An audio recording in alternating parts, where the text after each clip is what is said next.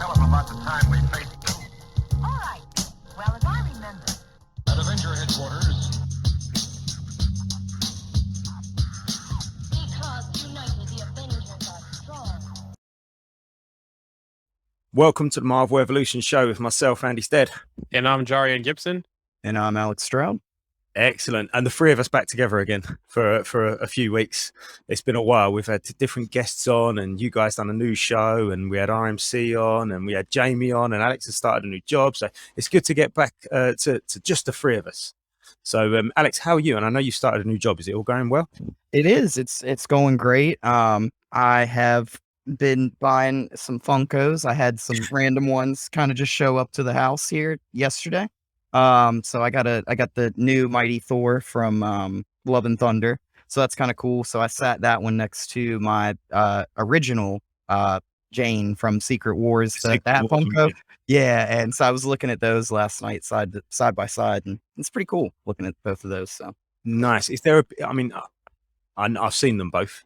Mhm. And I just saw the weekend. I just saw the new one. And she looks really cool. But is there a big difference when they're side by side? No, I mean, like most of the outfits the same. I think a lot of it's like the details and like the mask and stuff like that. And obviously like the hammer is different because one's got cracks and one doesn't, because, obviously because we saw Love and Thunder and the other one's just whole. But yeah, I mean, and I think the hair is just really blonde on one and it's kind of a lot darker on the other. But I don't really think that there's like a bunch of massive differences. I mean, I'm sure if you sit them like side by side and you look at them with a fine tooth comb, you'll be able to find everything, but they're pretty similar.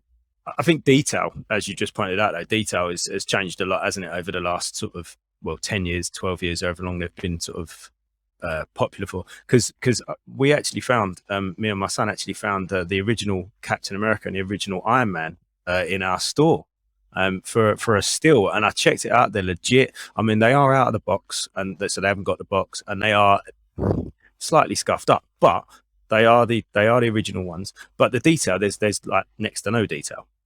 There is next to zero detail. But so your detail has obviously come on over time. Their processors got better, and their design has not necessarily the design got better, but the technology, I guess, that they use.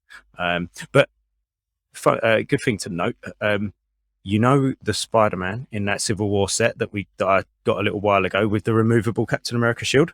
Mm-hmm. Captain America's shield on that original one is removable. There you go. So I'm going to practice putting that on other Funkos.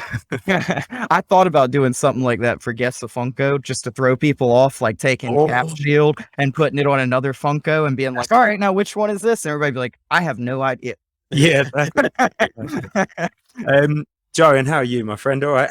Doing good. I'm just checking the groups because we had some hiccups with the streaming software, but it looks like we are streaming to the main Marvel group again, but also to, I think, was it starting today or Thursday? I think it was today, that we are now streaming to all three groups now as well. Yes. Nice. Yeah, I mean, and obviously if you're listening via our DC group or via our Star Wars group, this is predominantly a Marvel chat, of course. However, we do break into DC stuff, and we do break into Marvel stuff as well. So, to Star Wars stuff, and just generally about pop culture and film and TV and comics and that kind of stuff anyway. So even if you're not a huge Marvel fan, if you've come to us via DC or Star Wars groups, stick about. There might be something for you.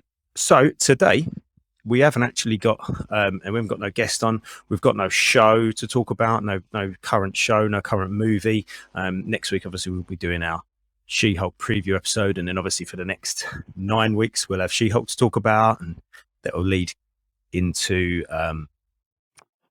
Wakanda Forever at the end of in the autumn. So today we're going to go through some news like we normally do, and we've also popped out there a bit of our first kind of Ask Us Anything.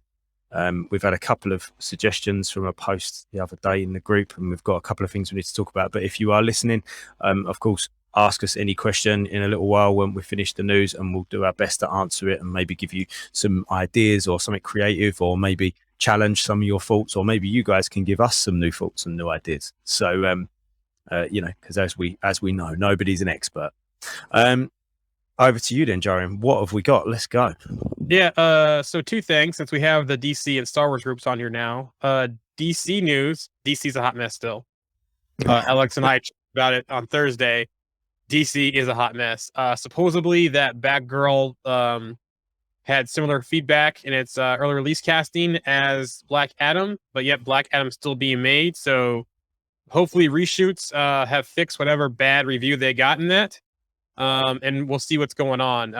But apparently the Flash is still going strong, and I have no idea what's going on with Ezra Miller. You know, they need to do something to kind of transition that franchise because you don't want him to face that going forward.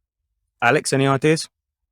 Yeah, I would have him reset the universe, then get sucked into the Speed Force and disappear, and then somebody else step up and be the Flash, Wally West, replace Barry Allen, and then like next big event way down the road, if they're going to try and put this all in like a linear format, have like Barry Allen come out of the Speed Force like 10 years from now, and it'd be a different actor, like, and everybody would just be like, oh, okay, and move on. And unfortunately, I kind of feel like we're so far in with him as Barry Allen at this point, with the movie, with the Justice League stuff, with the Snyder Cut and stuff. So Yeah. you kind of have to just roll with it and make a slight change and just hope it works out, you know? Cool.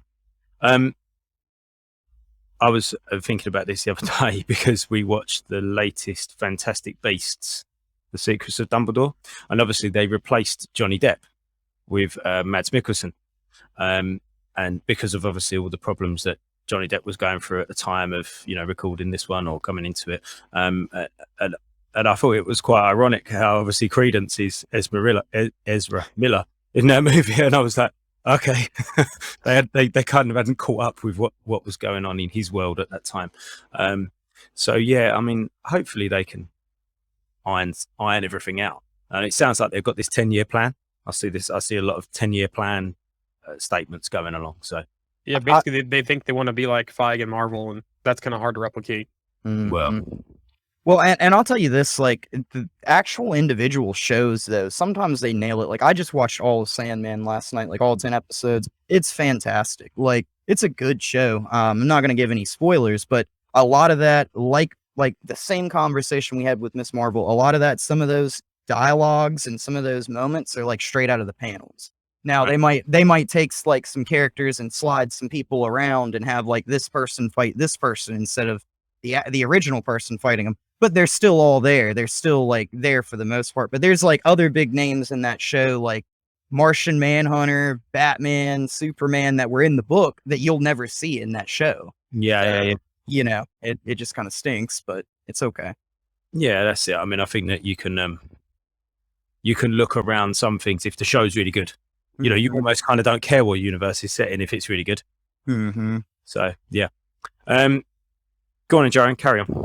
And then I just want to bring up some Star Wars stuff. Your question today, that was a tough one. So Andy asked in the group today, it's like he goes, and my answer was completely a shot out of the dark. I was just like, I'll just guess this, but his question was, you know, who has been in the MCU but also been a Jedi besides Samuel L. Jackson? And that's a hard one because people, you know, whether it's Netflix TV or other stuff, you know, animated, non-animated, whatever, that was a hard question. I only had two guesses, and then Jamie's like, I think you got it. And then my first guess, Jamie was like, I don't think it is, but you know, because I thought it was Lupita Nyong'o who plays Nakia in Black Panther, because she played was it Maz? Is the character's name that was in the Force Awakens in the new trilogy with the glasses, you know? And I was like, yeah, I was like, is it her because she's really Force sensitive? So could she be a Jedi? But she's not actually a Jedi. Thank you, Jimmy, for having that conversation with me. But yeah, the actress who plays young Rey, she's also in Walking Dead as well as Judith. And she plays young Sylvie in Loki. I was like, I think that's the same person. I don't know. I'll just guess and see what happens. Well, do you know what? I mean, I'm a big Walking Dead fan, obviously, as you guys know. And it was only I saw a picture of just on a meme, you know, and it was young Avengers or I don't know, something like that, or young MCU stars. I can't remember exactly what it was, but it was a picture of Kaylee Fleming as young Sylvie. And I was like, oh yeah. And I looked at her and I went, I recognise her. Where do I recognise? And I couldn't. My mind just wouldn't quite click. And as soon as I googled her name, it come up as Judith Grimes, and of course, yeah, seen her loads of times.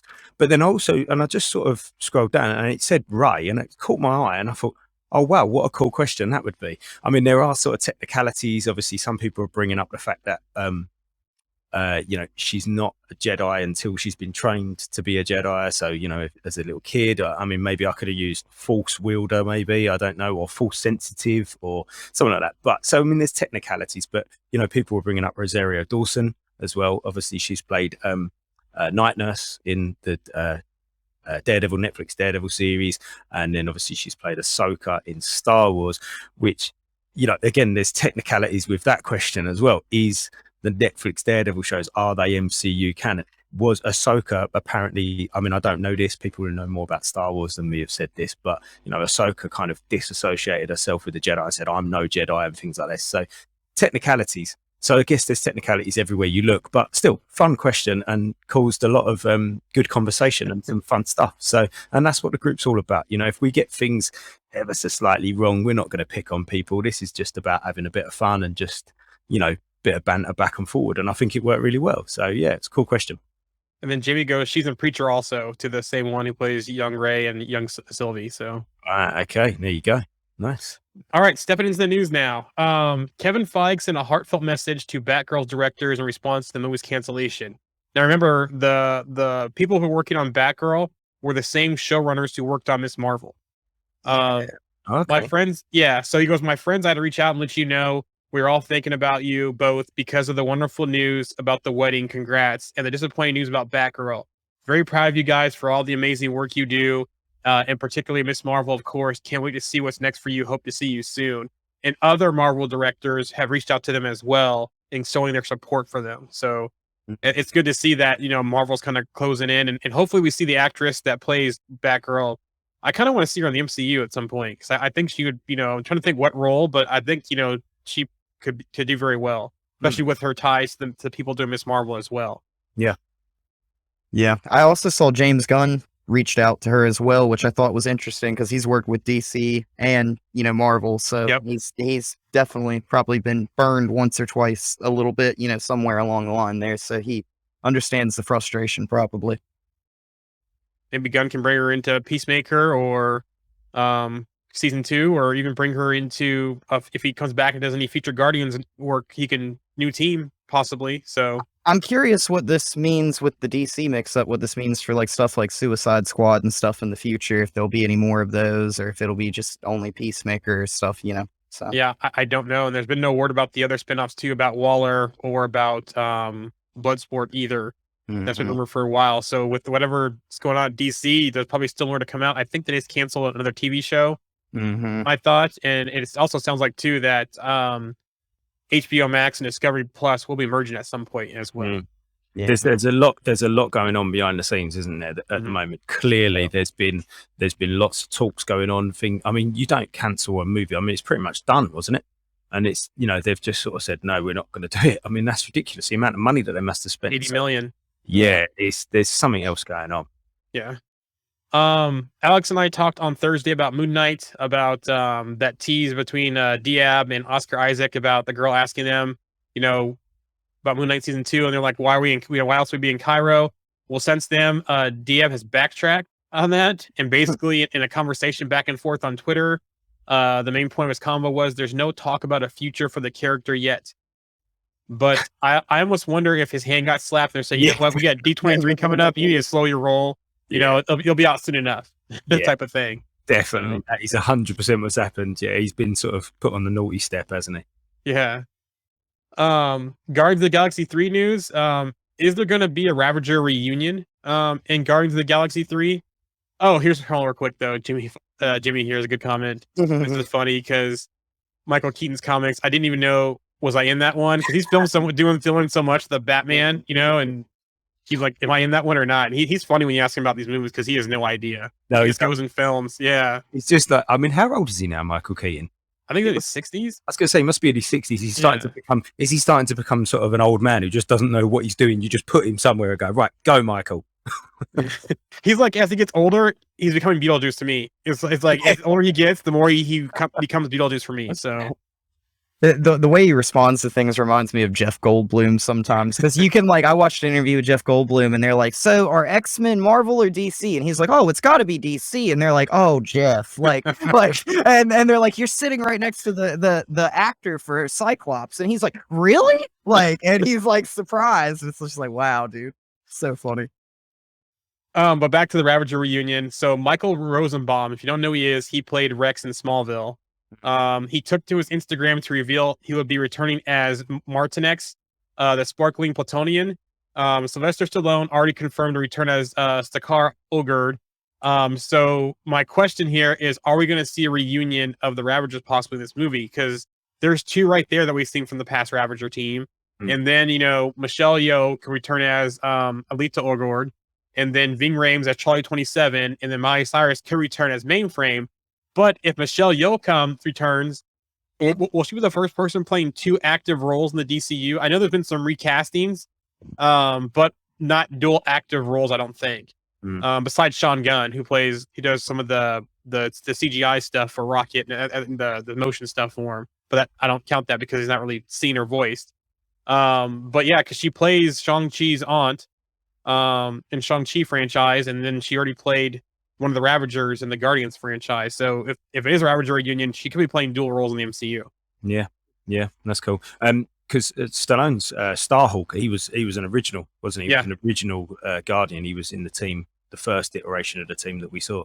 So, it'd be interesting to see what happens there, because apparently Gamora was, the footage that was seen at CDCC, she was in a Ravager outfit. Yep. The rumor was she was leading the Ravagers in that scene, in that scene. So I don't know what happened to Kraglin or what's going on. Sean Gunn, or not Sean. Yeah. Wait. Sean Gunn. Yeah. he was with the Guardians, wasn't he? Oh, that's right. Yeah, because we saw him in Thor with the Guardians because he kept marrying every planet. That's right. Yeah. Mark has a comment here. Michael Rosenbaum is the best. I'd love to see him in a non-CGI role. I would too. I like his take on Lex in Smallville. Yeah. He's also a great voice actor. He's done Flash and Kid Flash. He did Flash in Justice League and Justice League Unlimited, and he did Kid Flash in the Teen Titans show. So he's does all kinds of voice acting work. I didn't realize that. We was talking about this today, wasn't we? On the Jedi MCU character post. Alex, you brought up, or somebody brought up Mark Hamill, because apparently Mark Hamill was in a tiny scene in the Thor Love and Thunder. I don't know whether that's true. I think even that was a joke. I'm not sure. But you said about how much. I mean, I did kind of know that he'd done lots of stuff, but he's done so much voice acting, hasn't he? He's just done everything, and it's surprising, as we just said, how many actors do so much voice acting. Who's the guy? Adrian Pasar? I can't pronounce his surname, but the guy that played the brother in Heroes and who was Cobalt in Agents of S.H.I.E.L.D. He voiced Iron Man, didn't he? Yeah, he did. He I know who you're talking about. He's got like the big mustache and everything like that. Yeah. He was the one in Heroes who could fly. That's like, yes, right? yes, that's right. The older brother of Peter Petrelli. Yes. Yeah.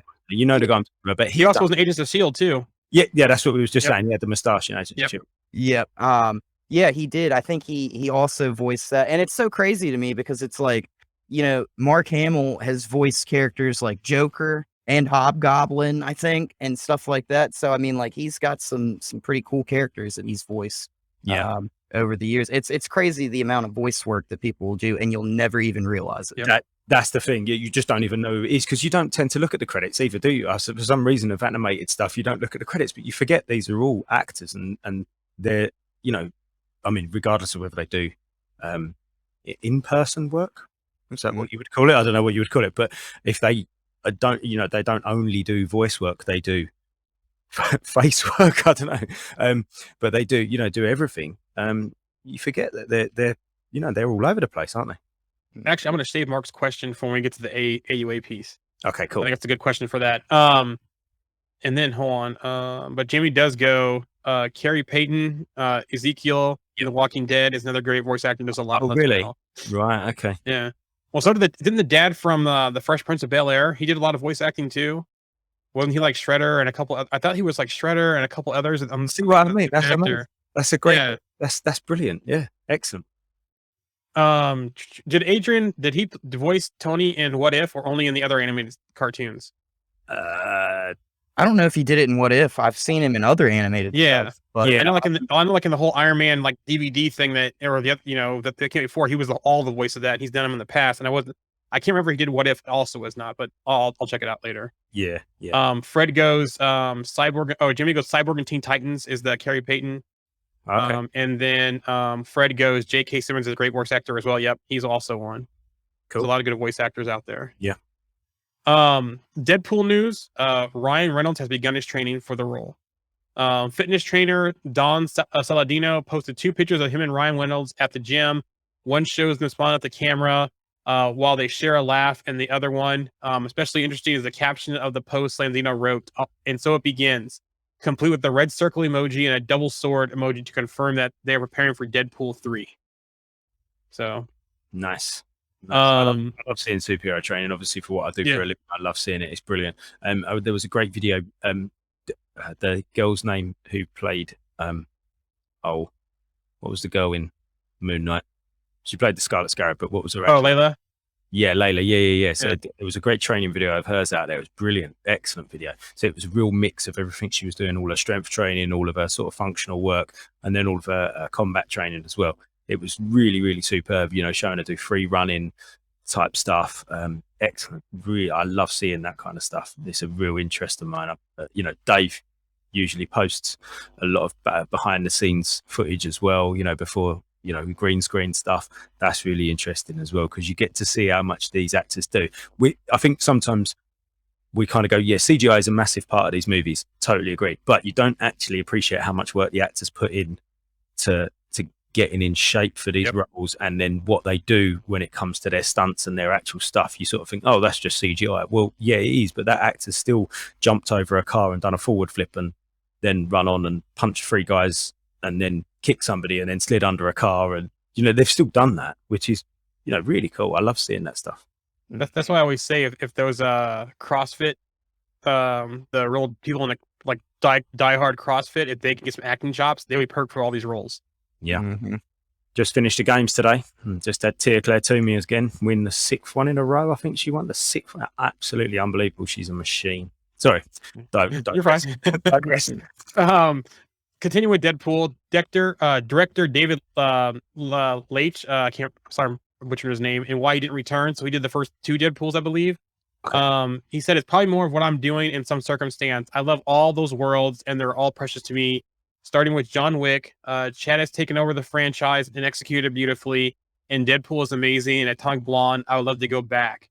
When I look back, I would love to go back to those worlds, but I think it's the way it worked out for me, or fate has brought me to this place. Is that I get new opportunities, and they're really awesome, interesting as well. Now moving on and doing the Fall Guy with Gosling, we're prepping for that now. So then he was asked if the Fall Guy film stopped him from returning to the Deadpool franchise, and he goes, no, look, we had conversation about Deadpool 3, but I had things in the pipeline too. And it was never, hey, do you want to do it or not want to do it or whatever. I think it was more, we knew our dance cards were kind of full on both sides, and we have a window, and Marvel has calendar. So it's good on him for understanding his limitations and not having to, rush one or split between the two, and knowing, what's on his plate and what he can handle. So Mhm. Interesting. I just really hope that the 3rd Deadpool has sort of the same tone as the first 2. I think that they should try and maintain that. Yeah, agreed. it sounds like it. Yeah. Yeah, regardless of the director, they can't change that. Mhm. It was so successful, wasn't it? Mhm. Yeah, they should definitely keep that. Back on the prep for the roles and the things they do. Fred has a comment here. I was impressed by the level of physicality Simu Liu pulled off in behind the scenes of Shang-Chi, which, yes, I agree, Fred, that was really good. Mhm. You can see just in himself, he's a very athletic type of guy anyway, which I guess was probably part of the reason why he got the role. Same as Tom Holland. If you see Tom Holland, I mean, he was a gymnast. Yep. As a youngster, so they look for those attributes, I guess, in those in those actors. And yeah, Simu Liu, and that bus fight scene is just absolutely beautiful, isn't it? My cameo. Yeah, I also love that fight on the scaffolding too, on the side of the Yes. building. I think that's one of the best fights in the MCU, along with the bus scene. But yeah, that was just an awesome fight scene. a nice Rush Hour callback, that the scaffolding fight scene with the bamboo scaffolds. Yeah, really cool. Roxy goes, Domino was the best part of the movie. I hope she's in DP3, which she has expressed, she wants to return. I'm not 100% sure if she's been 100% sure if she's been confirmed or not. But I'd love to see her back too as Domino. Didn't she say I'd like to just do a whole movie about myself? Yep. Or something like that. I thought that was brilliant. Like, I just love that kind of self-confidence. Yeah, I just want to do. Can't we just do an origin movie about me? Like, that was great. Mhm. So Taika Waititi hints at what's next for the Thor franchise. And basically he says, and then Luis D'Esposito is like, we're gonna introduce Hercules, and that made sense to me. I didn't even know that was a character in Marvel, but apparently it is, and it was good. I know it's opened up a whole new thing, which I won't be invited to come and be a part of, but I'm happy for everyone who loves Greek gods. So it doesn't sound like Taika's coming back to do any more Thor work with that quote. Oh, Which that's awesome. some was, yeah, I'm gonna say some might like it, some might not like it. Like, I thought he did well with the Thor franchise. Yeah, there was some borderline comedy stuff in Love and Thunder, but I thought Ragnarok was a good turnaround.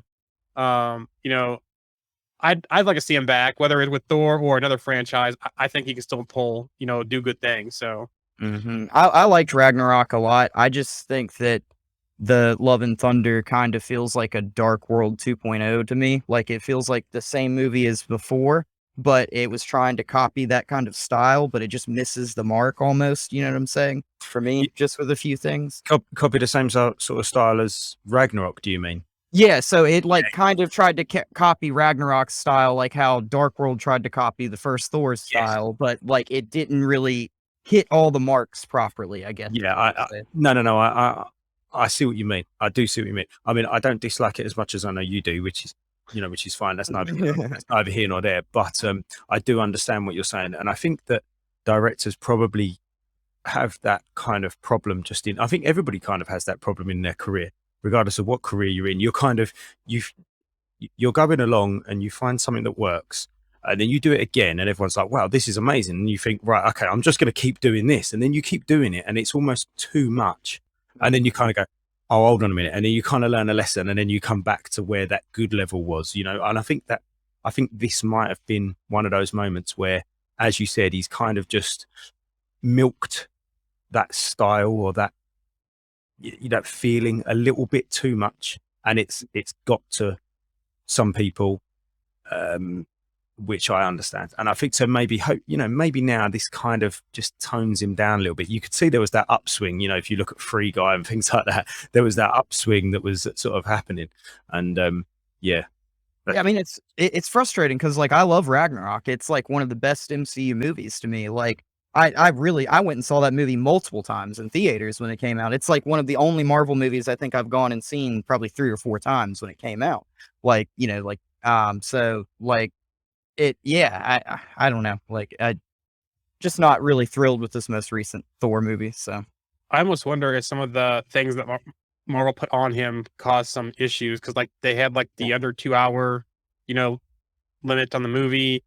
It looks like they put things in without him knowing, like the Hercules cameo. So I almost wonder if there were some issues between him and Marvel and trying to get the movie right too as well. So I guess we'll never know. mhm. Comment on Fred about Simu Liu. He said, that's why I'm all good with the Shang-Chi director being in charge of the Kang Dynasty. It's a good sign for the action scenes. And yep, that's Daniel Destin Cretton. So That'll be awesome. She-Hulk news. Tim Roth on acting opposite of new Hulk actor, which is Tatiana Maslany. Coming back, I didn't know what to expect. Once I started shooting on it, I didn't know how to go about my business, and it was a bit disconcerting. Tatiana Maslany is incredible, and She-Hulk is a comedy, and she's bloody good at comedy. But to be fair, she's pretty good at everything. When Mark Ruffalo showed up to do his stuff, that's what I was involved in, and saw the two of them interacting. It was a penny drop moment for me, and I went, "Oh, that's what we're doing. Oh, okay. And then I knew what to do. Basically, on the first segment I was involved in, I got some serious direction from them about how I go about our business there. And then it was all playtime. It was a lot of fun. So that's good to hear about him giving that good praise to She-Hulk. Sounds from his point of view, it seems like it's a radically different experience from when he was Incredible Hulk. Incredible Hulk. Yeah. And then he went on to talk about working with Mark Ruffalo. And he's like, yeah, I was like, you changed, laughs. It was kind of fun. We used to hang around and much about between takes, and we had a nice time. I very much respect Mark as an actor. So even under those bizarre and wonderful circumstances, that was a treasure. So it sounds like Tim Roth had a great time working on She-Hulk. Yeah. So good. And the premiere episode is reportedly 35 minutes, including credits. So I'm thinking sitcom style show. I still, as I said before, I got a Seinfeld vibe from this show, which Alex was watching before we got on today. Yeah. Yeah.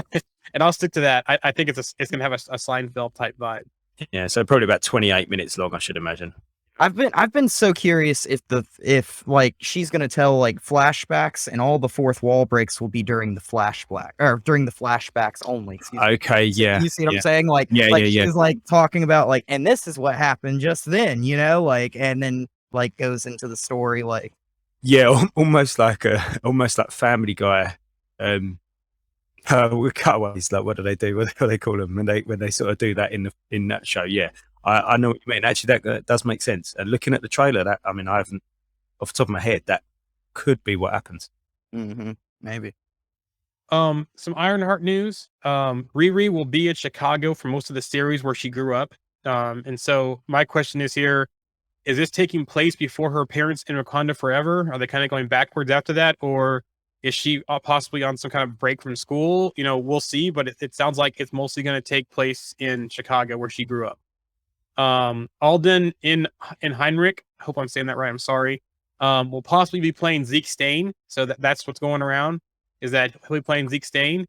And then Anthony Ramos will be playing the Hood, which is interesting because the Hood is a mystical character. So it'll be interesting to see how he fits into Ironheart, unless they're going to go with him being a mix of mystical / some type of suit or some kind of artifact or something that gives him his power. So that's interesting. Okay. Yeah, that is interesting. Yeah, I don't know much about the Hood, if I'm totally honest. No, he is. That's about it. So cool. And so some casting news outside of Ironheart. This is separate. Giancarlo Esposito confirms that he has been talking with Marvel Studios. He was at a conference and he started talking about all these things and talking about different roles, who he'd like to play and so forth. He mentioned Doom, Magneto, but he would like to play Professor X in the MCU, he says.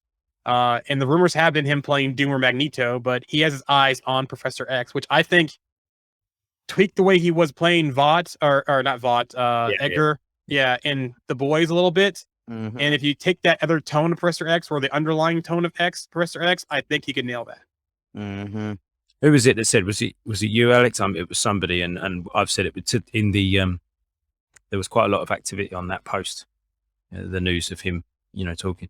And I don't know whether it was you, Alex. It might have even been you, Joe. I don't know. It might have been. It could have been anybody. But we've said it in the past anyway, and we've not really seen that kind of hard, hard-edged, bit of a bastard, to be totally honest, version of a bastard. I think that was Jamie who brought that up, actually, that we've kind of gotten like a misportrayal almost of, some of these Charles Xaviers in previous films, because they always make him seem like a really nice guy, like a really like kind person, and he kind of plays dirty sometimes. So yeah, I mean, Patrick Stewart's face is just on its own. He's a nice. He's got that kind face, hasn't he? I said a long time ago I'd like to see Jason Isaacs play Professor X, because I think he could give that kind of hard-edged headmaster kind of, you will do what I tell you to do kind of attitude, and that's the attitude that I think we've missed in Professor X. And as Giancarlo could certainly bring that. Freddie Carmichael goes, this casting for Desposito will be my agree or disagree question for tomorrow. Oh, And then Roxy goes, I could love him playing Magneto. And then Mark has a good question here, which I thought the original X-Men cast still had contracts. How can they recast right now? And if that's true, I think they have first right or refusal to the role. So Patrick Stewart could say, I'm done playing Professor X, and they could recast. Or if that's true about contracts, they could do it after 2025 when in phase 7. So it just depends when. They could be starting to set things up and getting things lined up, but we'll still have to wait and see. and it might not be all of them either. They might not have blanketed all of those actors under that same contract. They might have just done Hugh Jackman, Halle Berry, I don't know, whoever. Do you know what I mean? They might have only just selected a few guys. Kelsey Grammer. Yeah. And then here, agree. Love to see the other side of Xavier on screen. He would kill it. So a lot of people looks like they're liking it there, and so I expect Fred's post tomorrow to be pretty popular. The last bit of news is Thor. Circling back to Love and Thunder. So Jennifer Caitlin Robinson, who worked on Thor, was asked basically why wasn't Loki in the post-credit scenes when they're in Valhalla.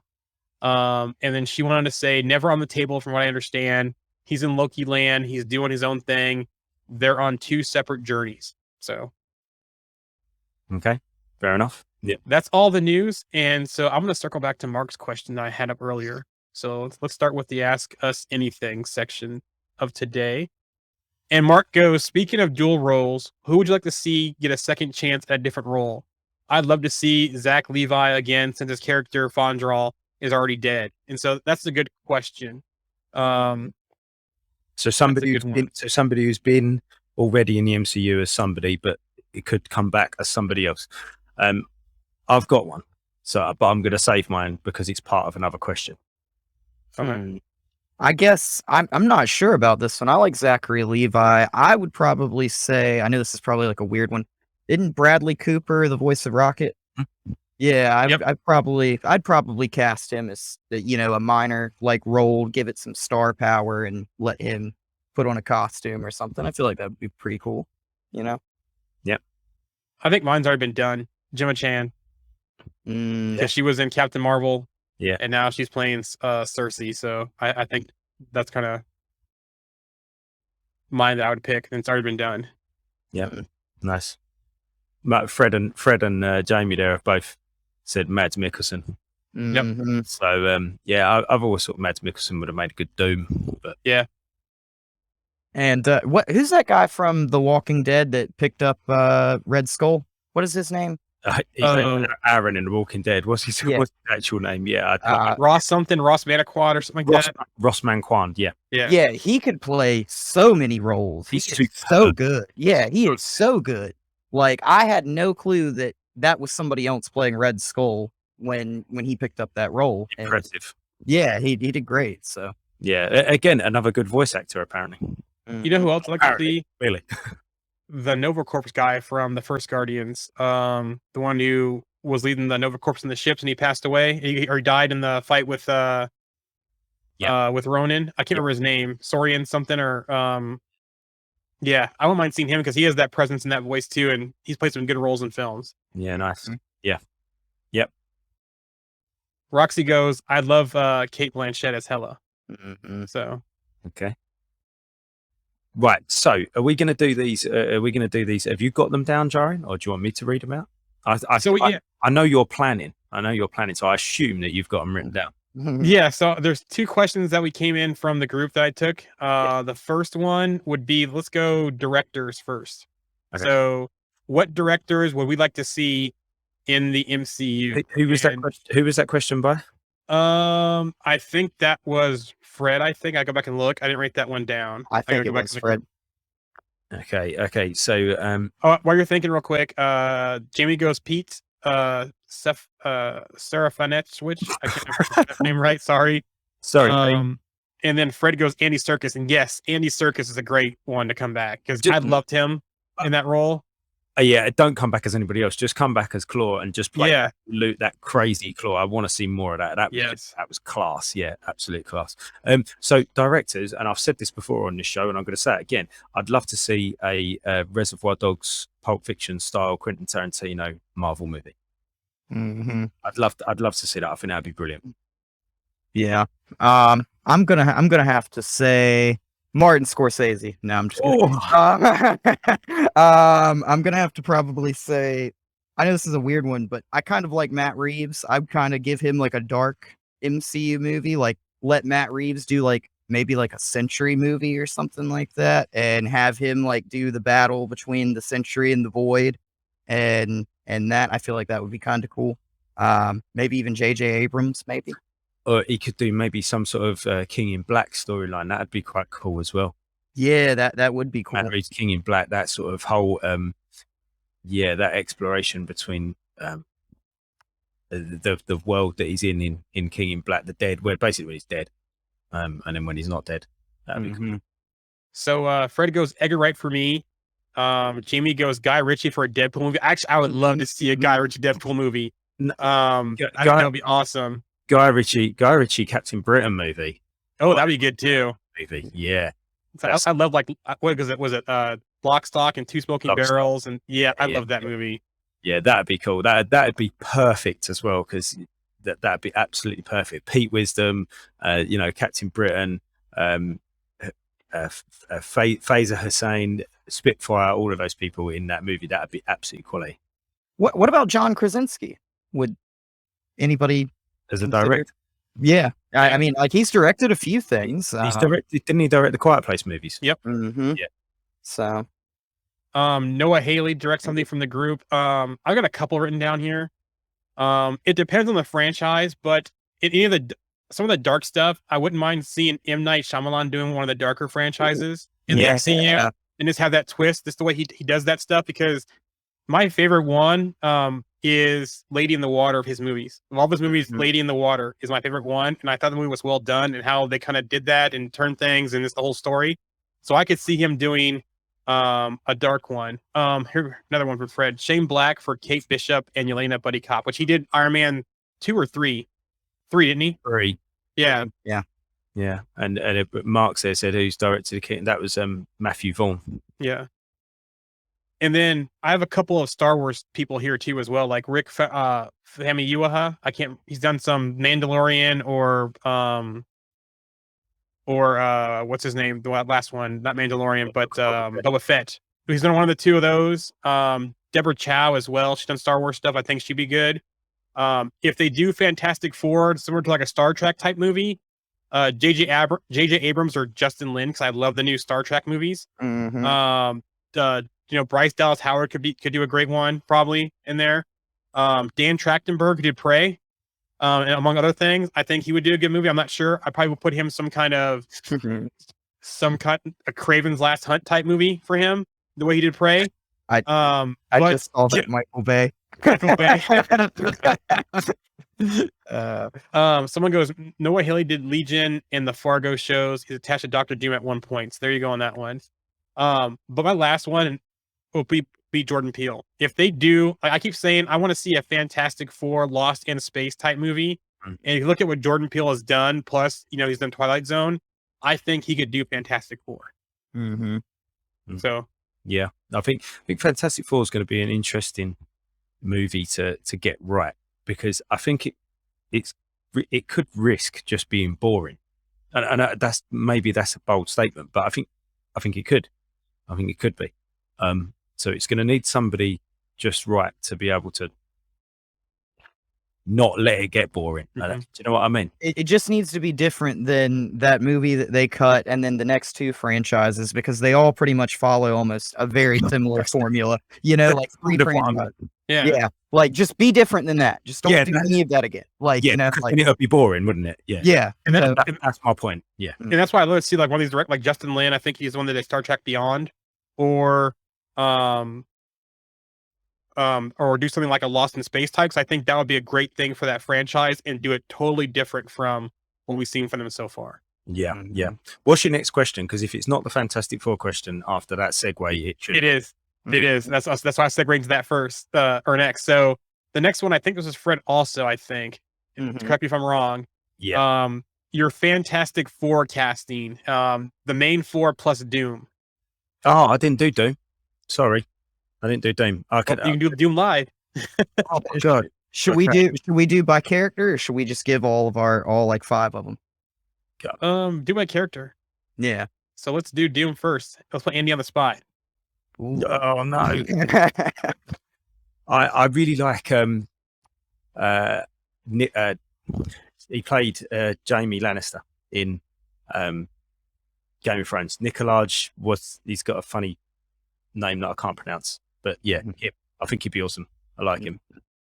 So I actually have 2 choices for this, and one of them was Esposito, who's actually going for, or actually been talking about Professor X, which is that's sad, but because I just think he's just so good at like giving a monologue and speaking. Like I could listen to him talk forever, And the other one was Cillian Murphy.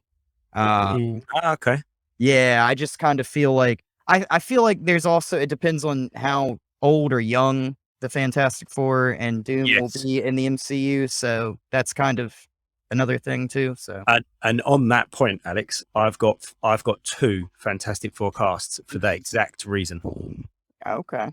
I wish I would have done that. I tried to kind of like stick mine in like the 30s to 40s range. Yep, that's mine too. Yeah, so I did 30s to 40 range, and my Doom would be Edgar Ramirez for Doom. So if you don't know who he is, if you've seen the latest Point Break remake, he played Brody.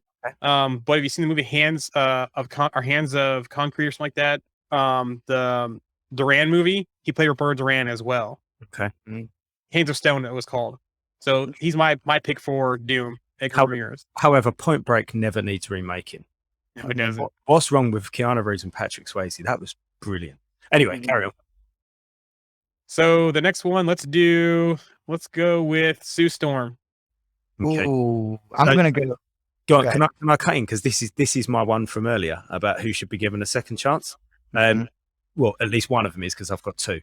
So if we're going younger ones, and this applies to the other question, second chance, it'll be Natalie Dormer. Okay, I can see it. Yep. She was in Captain America: First Avenger, so second chance as Sue Storm, and then she'd be in my younger ones. But then the other one, and I just thought this was out left field, a little bit older, Jessica Chastain. Yes, I think she's just awesome, so I'd like to see her in something. And I thought I love her in all of her roles. We were just watching The Help last night for a little bit, and she was that role, and then like Molly's Game, and then just yeah. So she's been roles. She's great. Yeah, that the kind of the vibe. Yeah. Anyway, go on, Alex. Sorry. No worries. I was just gonna say. So I've been screaming this one for like the last year. Westworld actress Evan Rachel Wood. I think she would kill it as Sue Storm. She'd kill it as anybody. Yes, she would. Quality. Yeah, she is a fantastic actress. Like ever since like I like first watched that show and I saw her, I was like, that's who I want to be, Sue Storm. Like, I want to be everybody. Yeah. Yeah, no, I can see that. I really like her as I'd really like her as Jean, if I'm honest. Just because I think she could play that broken type of person role as well.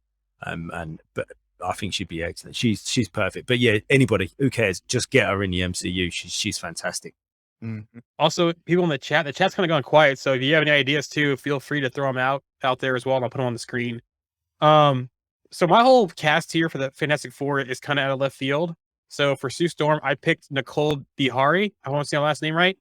If you've seen Black Mirror, the episode with Anthony Mackie, she played his wife, and she was actually blonde in that episode too as well. Really? Okay. Yep. That episode with Anthony Mackie. Do you know what? The whole of Black Mirror is just worth watching. Just watch all of it because it's brilliant. It is. So Fred Graves, Rachel Wood is my Jean Grey pick. So yeah, nice. All right, for our next one, since we're going with the Sue Storm, let's go with Johnny. Okay. So I've gone. So my slightly older one he's probably less known. Sam Claflin from Peaky Blinders. So if you check the guy out, he's got that cheeky prankster kind of look about him. I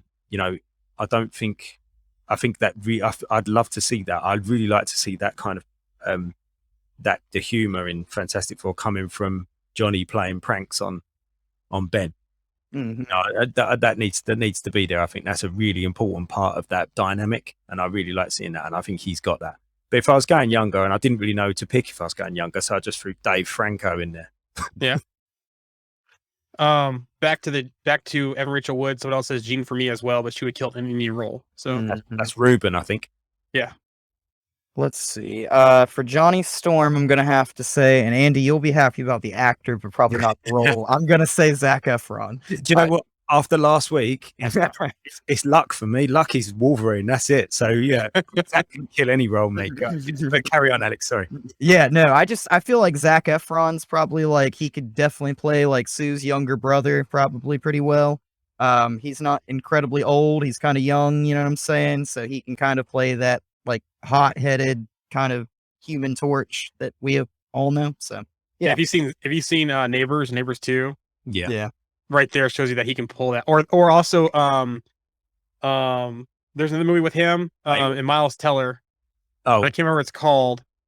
And also Michael B. Jordan mhm. as well. And that movie, I love that movie because the stuff the one part, the dress up party scene when he shows up, just go watch the movie. I can't remember what it's called. I'll put it in the chat. I can't remember the name of the movie. So Dave Franco in Bad Neighbors with Yep. Efron as well. So yeah, but yeah, Zac Efron's cool.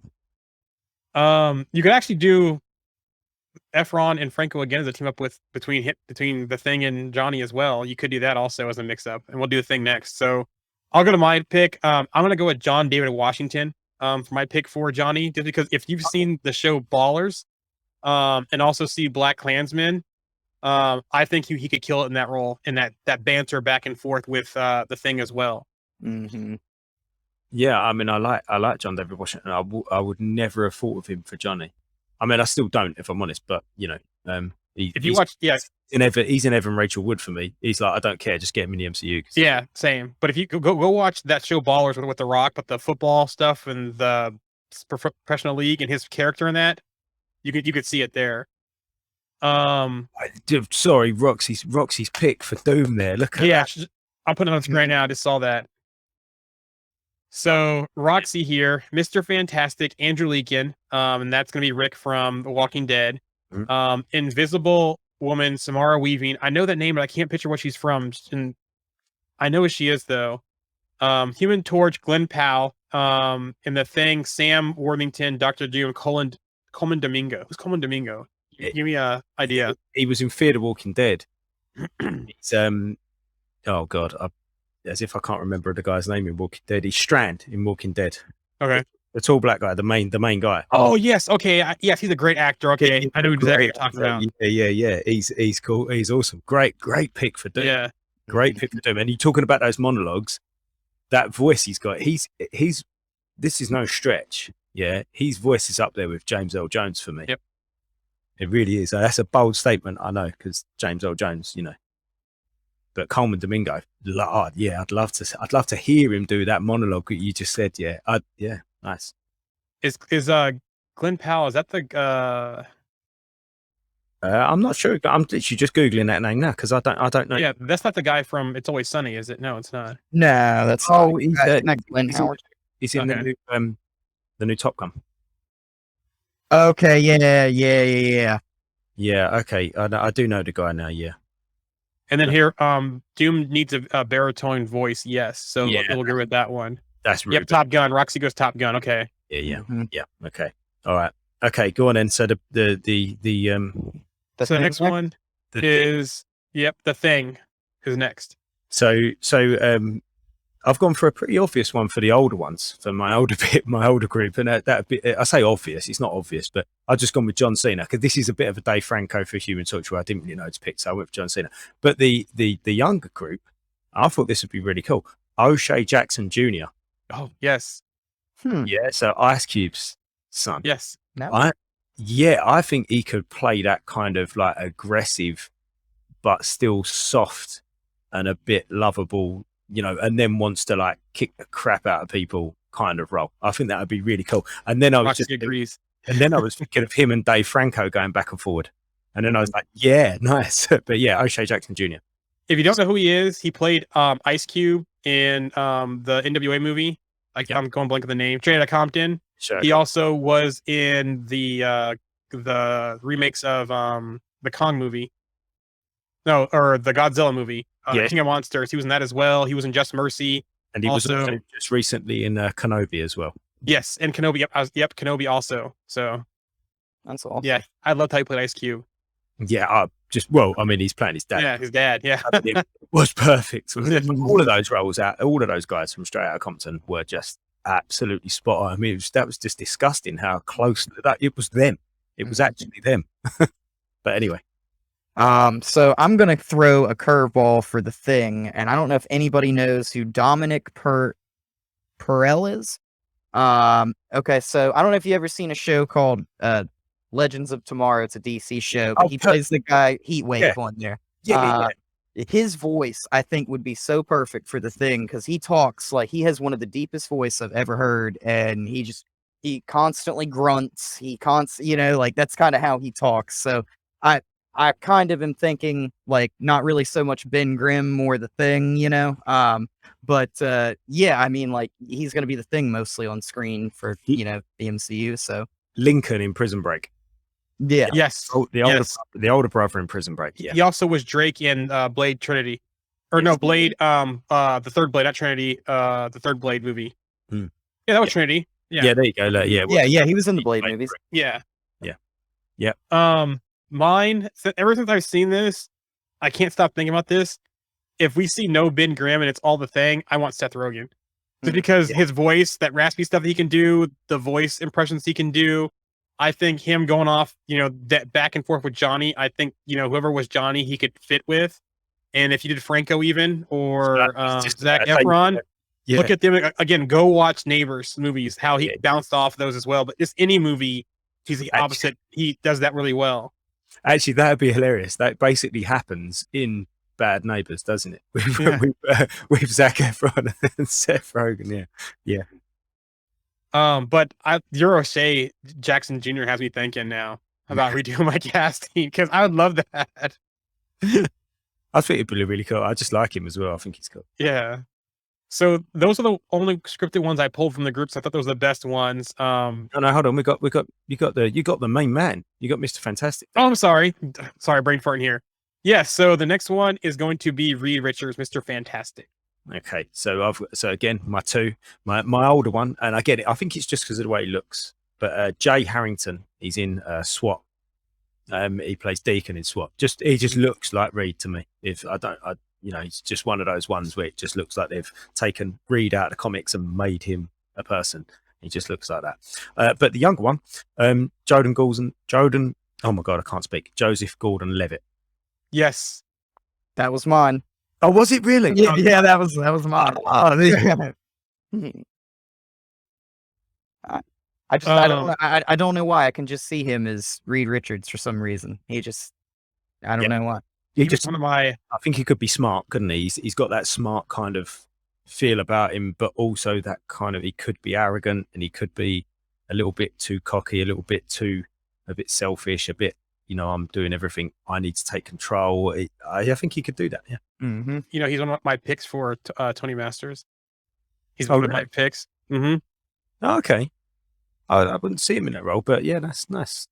Go on. Who's your Reed then, Joe? My read is actually, hold on, we got a comment here from Mark. Whoops. I need that buddy comedy like 21 Jump Street between Jonah Hill and Channing Tatum, which you could do that with Efron or Franco and Rogen as well in those roles. Jonah Hill could be the Thing, and Channing Tatum could be Johnny. Whoops. Why am I thinking like clicking off on here? And then here you go, Jesse Plemons. God darn it. Stay on the screen. Jesse Plemons from Fred. And if you don't know who Jesse Plemons is, he's now married to Mary Jane Watson from the first Spider-Man trilogy. He also was in Friday Night Lights. He played Landry. If you've seen the movie Game Night, he's the cop neighbor with the white dog. So yeah, he played a great role in that one. And then Rubens has also said there, make a good maker as well. So that would be cool. And that's kind of based on, what you were saying about your villain for the Fantastic Four movie, Jared, that it could be Reed. And I really like the idea that the villain for the Fantastic Four movie is the Maker. And it kind of makes sense as well with Secret Wars at the end of that year or the end of that phase, and him being in there. And I think that would be really cool. Meth Damon is Breaking Bad Mhm. from Jamie. I I think I haven't watched Breaking Bad in a long time. I've not watched Breaking Bad. You never watched Breaking Bad? Oh, great show. One of the greatest shows ever. And Better Call Saul is fantastic. Yes. Who's your read though? Did you? Well, here, real quick. So Fred Carmichael goes, thoughts on Glenn Howerton for rewatch. I could see it. You could actually take a lot of the cast from It's Always Sunny and put them in roles. You could make Glenn even Doom. You could make what's his name? The guy that plays Charlie, he could be the Thing, voice the Thing, or even be Johnny. It was funny how you see those castings where like they basically take the Always Sunny cast and make them all Fantastic Four. It's like Glenn is Doom. What's his name? The Matt, or what's his name? Mac. Yeah, Mac is Reed. D is Sue, and I think Danny DeVito is the Thing, and Charlie is Johnny. Those castings, but I could see Glenn in a role like that. I actually had on my list a while back in that role. So I thought about that same situation when I said about Jay Harrington being Reed. So Jay Harrington from SWAT, and then you got the guy who plays Hondo could have been the Thing, and then the guy that plays Street could have been Johnny, and then the only thing is the girl that plays, I can't remember what the girl's name is.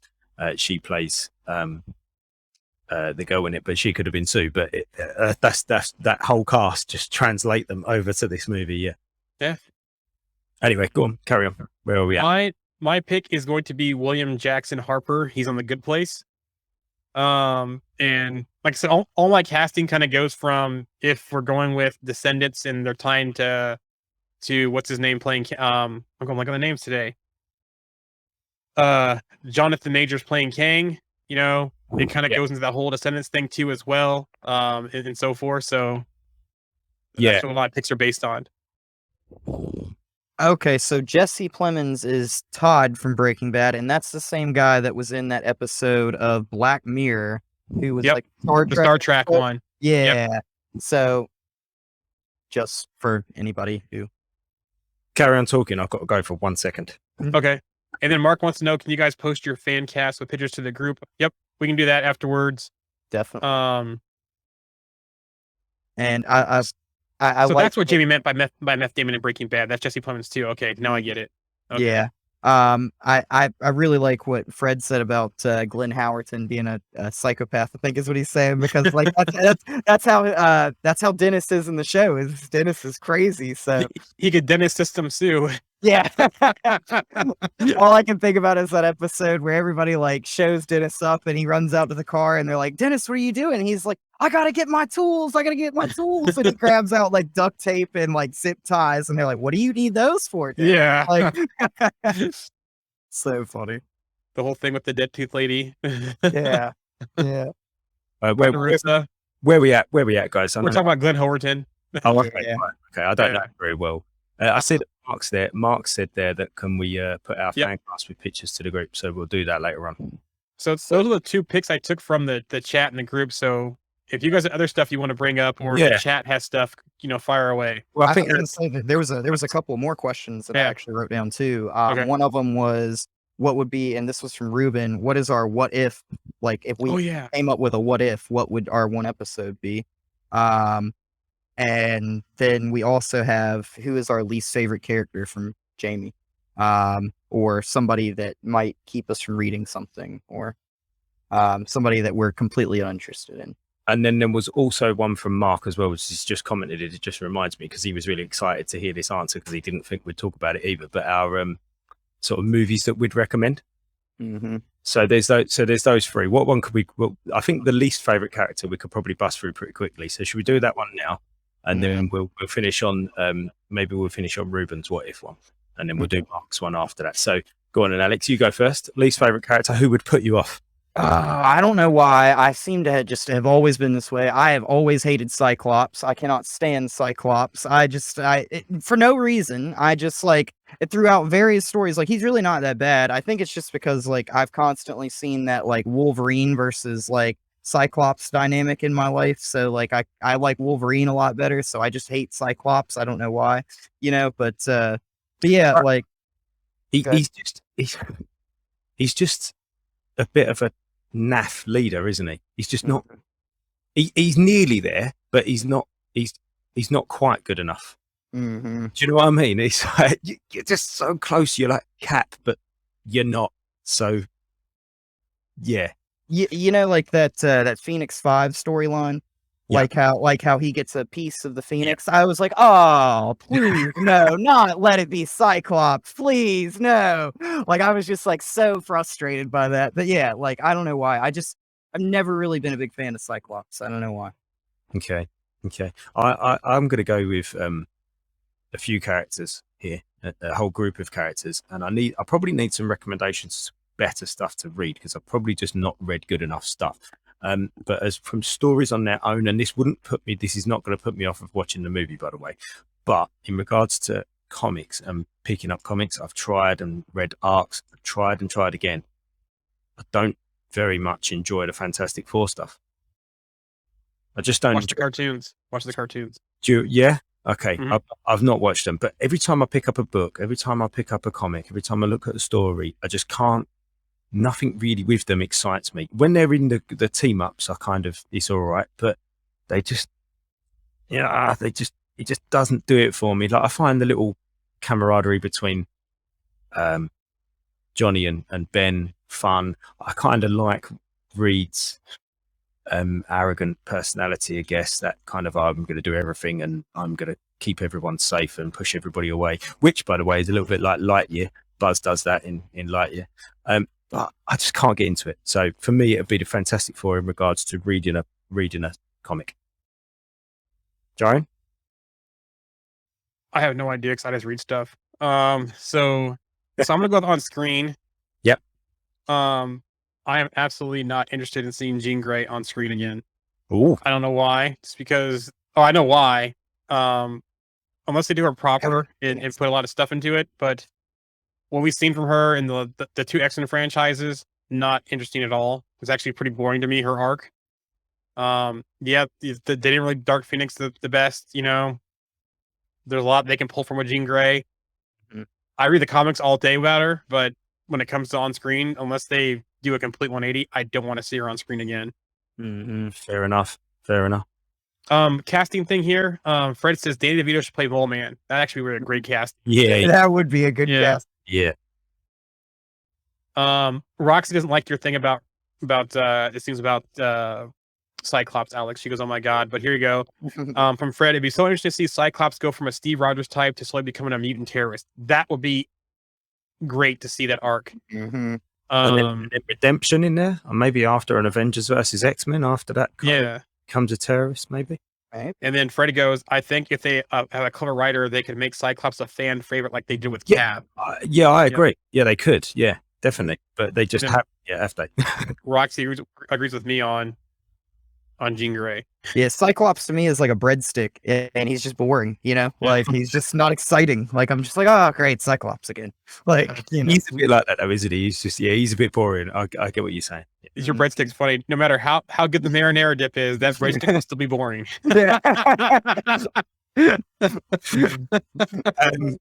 Okay, so we cut away from the MCU. So, well, Marvel in general, really. So, an answer to Mark's question. So, I don't know whether Mark's still. I think he is still on there, isn't he? Mark's still on there. So, Mark asked about what movies we'd recommend. I've taken this outside of the Marvel, just outside of Marvel, really. And I've just maybe is it a top 5? It probably is a top 5, I guess, but just movies that I'd recommend. But no, not movies I recommend. This is a top 5. Scrap this. This is the top 5.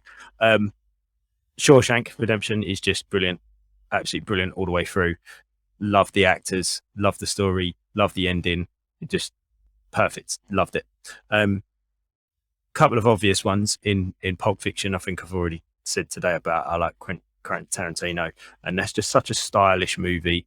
It's such a cool movie to pick up and watch at any point. Yes, there's a story to it, but you can kind of watch a section of it, and it's its own mini movie, which I really quite like.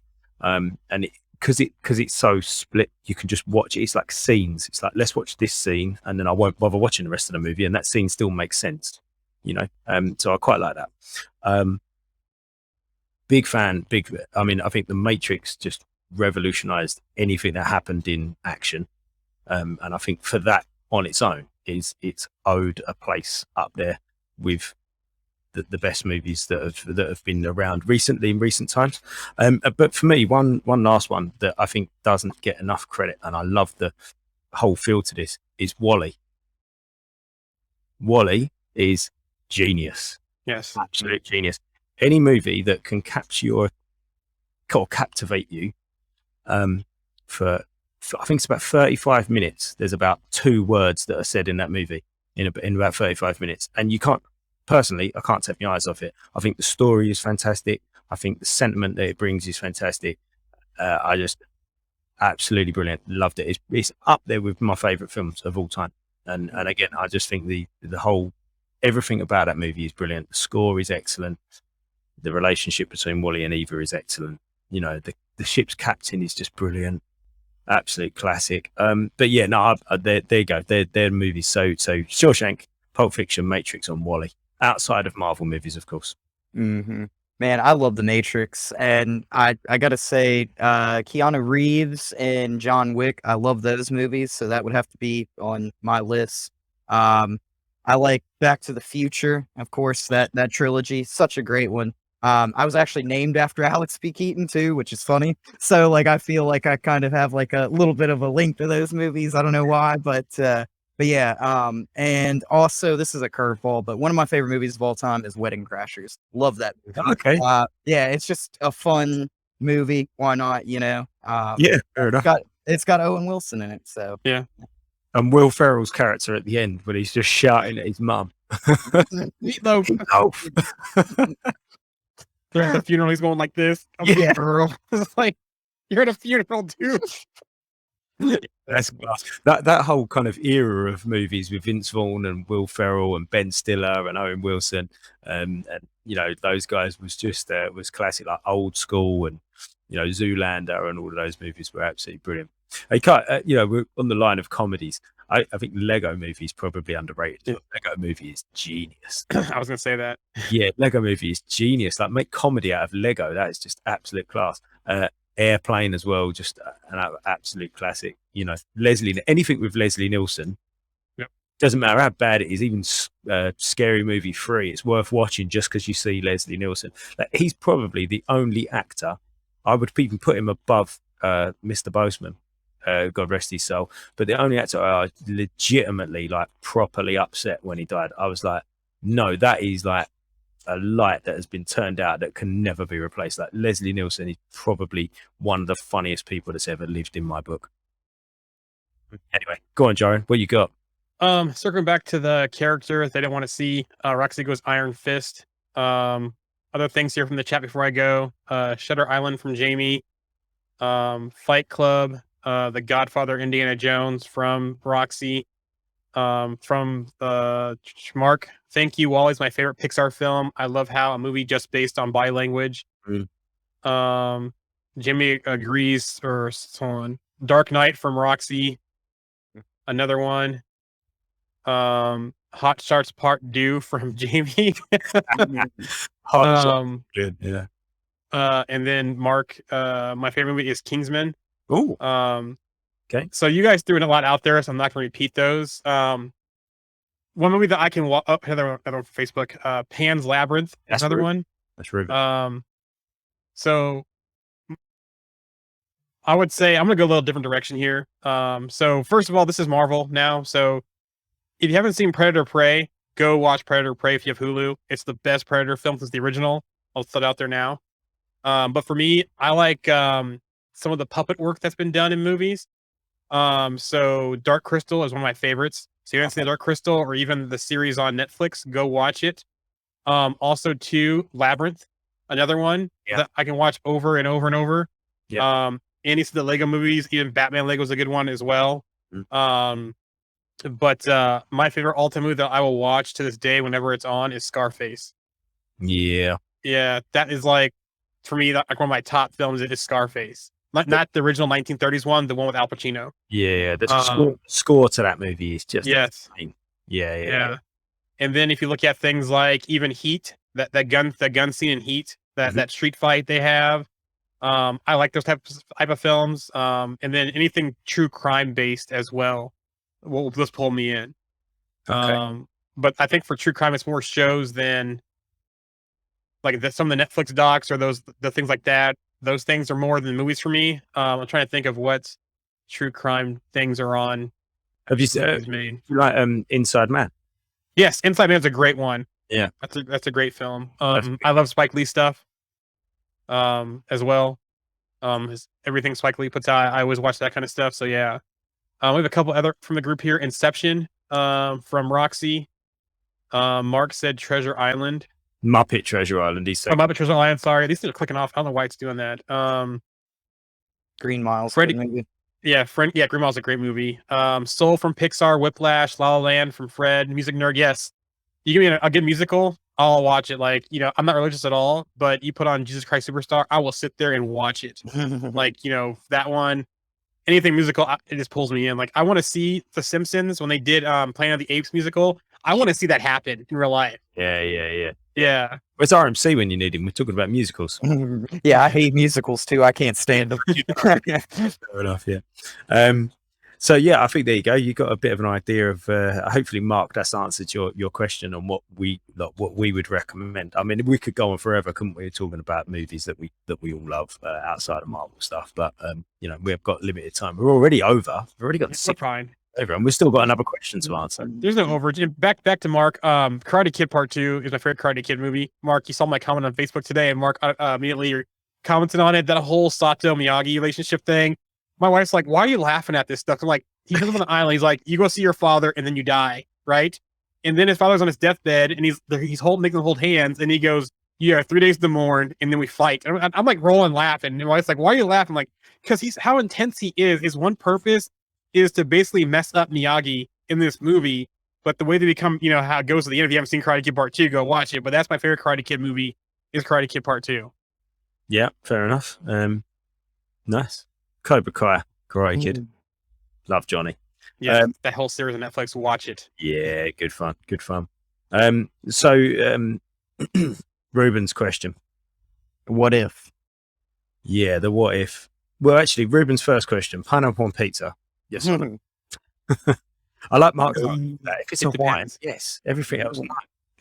It depends. Like if I make like a pizza with El Pastor, like any kind of El Pastor meat on it, and make it like that style, pineapple definitely.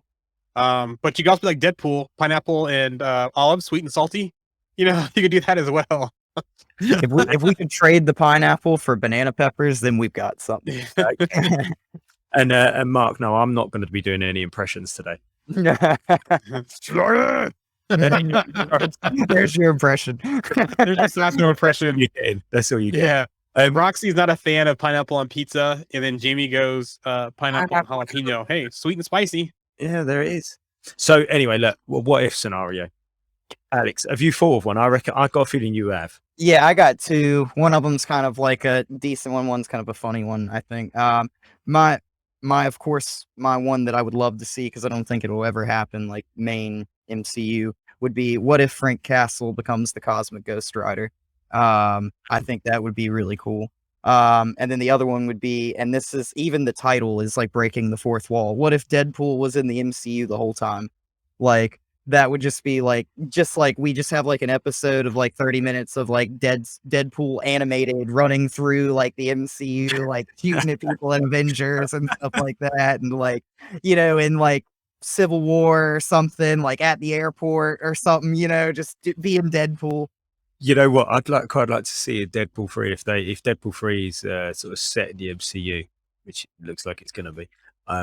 I'd quite like to see him really badly CGI, like green screen himself into every sort of like major scene. A little bit like what you're saying. Just say, look, like, I've been here all along, and just like having these like really terrible versions of him in all of these scenes, like popping up, like waving and saying hello to people. I think that would be quite funny. It would be. Jaren, have you got one? So I'll take something from the MCU since that's what it's basically based on. What if the Avengers won in Infinity War? How would that change the MCU going forward? Mm-hmm.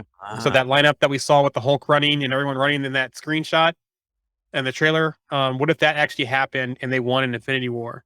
You know, how would that impact, Eternals, the Thanos, post-snap stuff that we've all seen happen? How would that change that whole thing?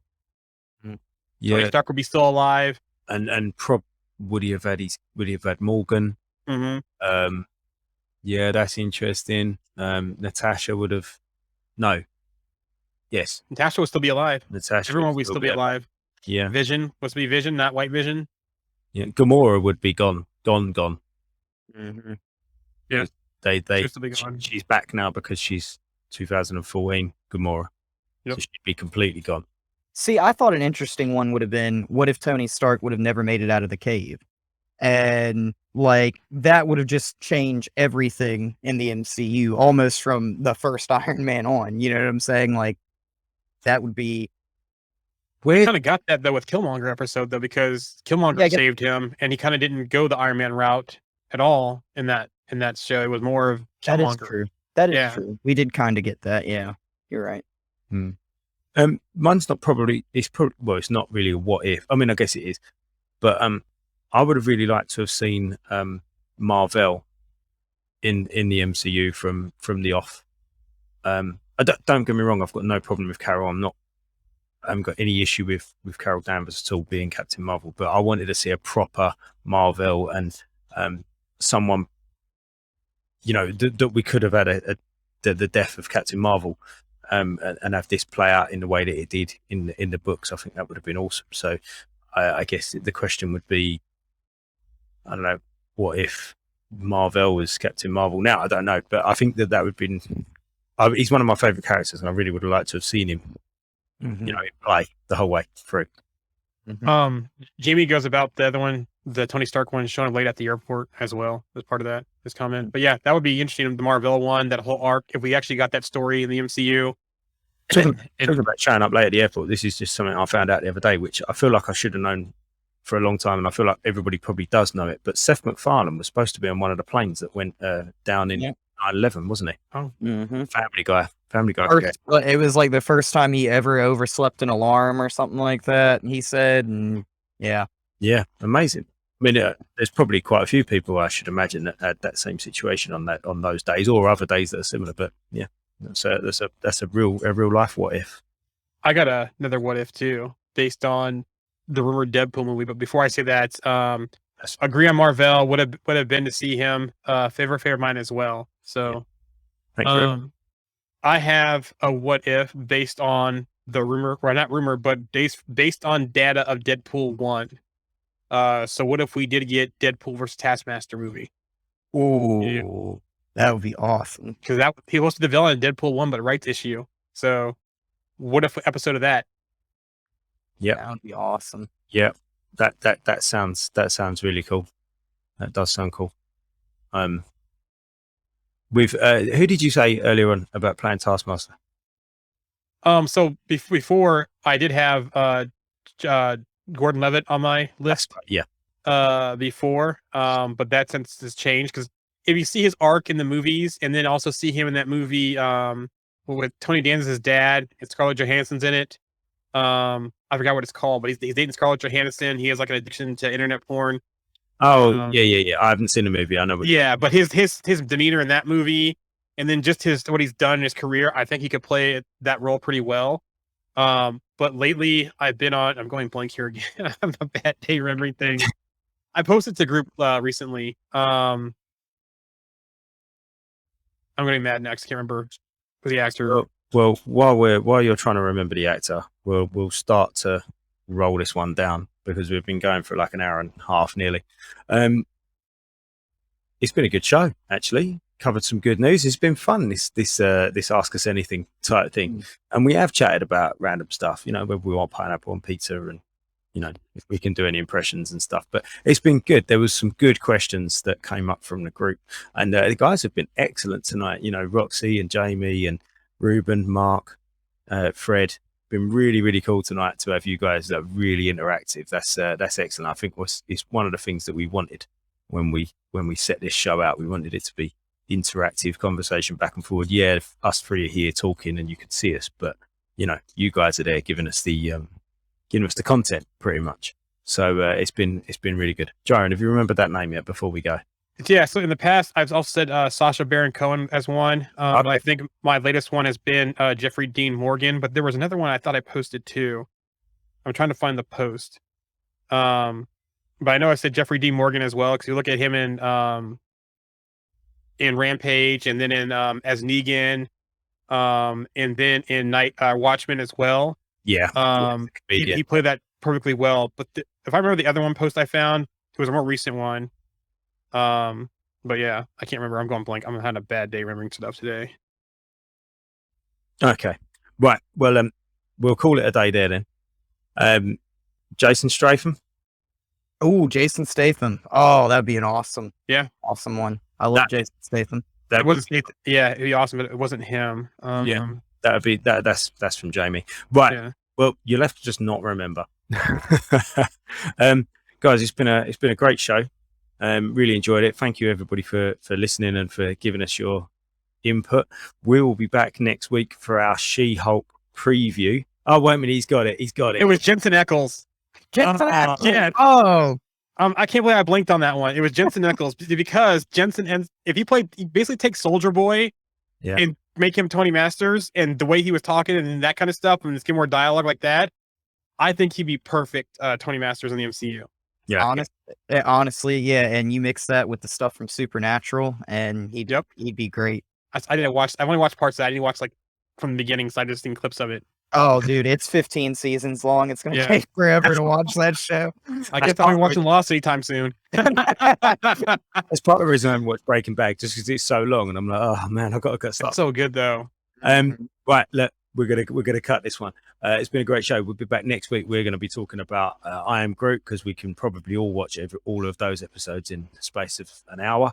We're going to be doing our preview on She-Hulk, which is coming out on the following Wednesday. So it's been a pleasure. Thank you guys for listening. Thank you, Alex. Thank you, Jarian.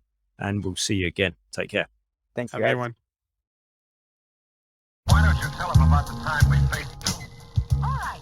Well, as I remember, At Avenger headquarters,